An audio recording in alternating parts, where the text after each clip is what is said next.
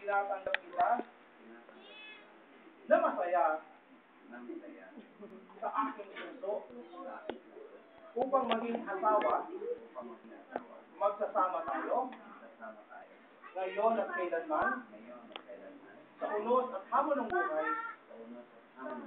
Hindi kita iiwanan, hindi kita pahihirapan, igagalang sa kasaganaan, tagumpay, kahirapan, lungkot at saya, ngiti at pagluha, mamahalin kita, ipagtatanggol kita, habang tayo nabubuhay, at hanggang sa tayo'y maghiwalayin ng kamatayan.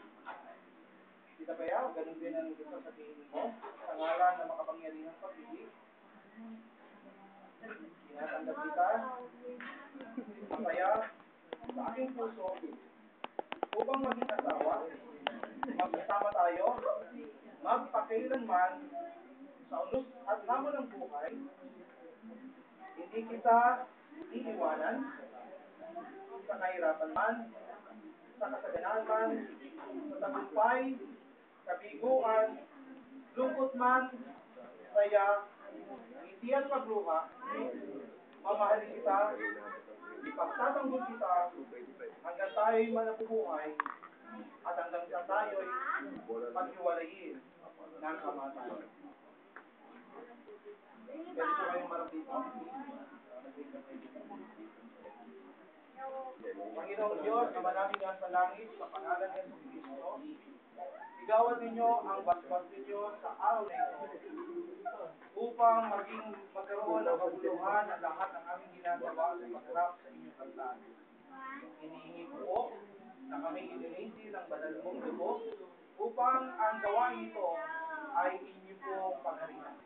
Maraming salamat po, Panginoong Diyos, sapagkat ikaw ang simula at ikaw ang kayarda ng kasal. Pagpalain ninyo ang supaan ng mag-asawa sa pangalan. Nakakatid mo mula sa puso mo dito na isuot mo sa kanya, di ba lang kung ano eh. Okay, bago mo isuot, titigan mo siya, pagmalaki mo dito sa kapulungan ito. Kasi alam niyo po ang singsing po ay hindi ito parang isang ano lang, no? According po doon sa mga history, ang singsing po ay tanda na ikaw ay binibili. So, ito pong singsing na ito ay walang simula, walang wakas. Nagpapatunay lamang na pag-ibig ay walang simula, walang wakas. Gusto ko mula sa puso mo dito, ipahayag mo sa lugar na ito, kasama ng mga saksi at ng presensya ng Panginoon, ang iyong tunay na layunin at pag-ibig sa Kanya na ipapahayag habang sinusuot mo ang singsing.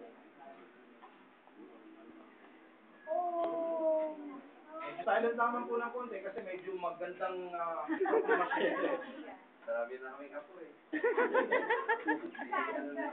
Ako ba yun? Mamahalin. Mamaya mo na siya. Awas mo na dyan. Narito ang singsing na ito. Ikaw rin ang mula sa iyong puso, pahayag mo ang iyong damdamin sa Kanya. Huwag lang sanang marami na kaming apo. Hindi isang pagpapahayag, alam ko mababae po ay napakaling yan.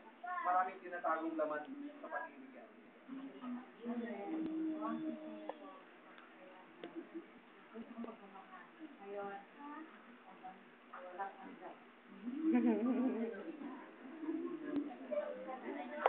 Mga kapatid, alam nyo, ang katotohanan, ang mga papeles pong ito ay bilang isang formal lang naman.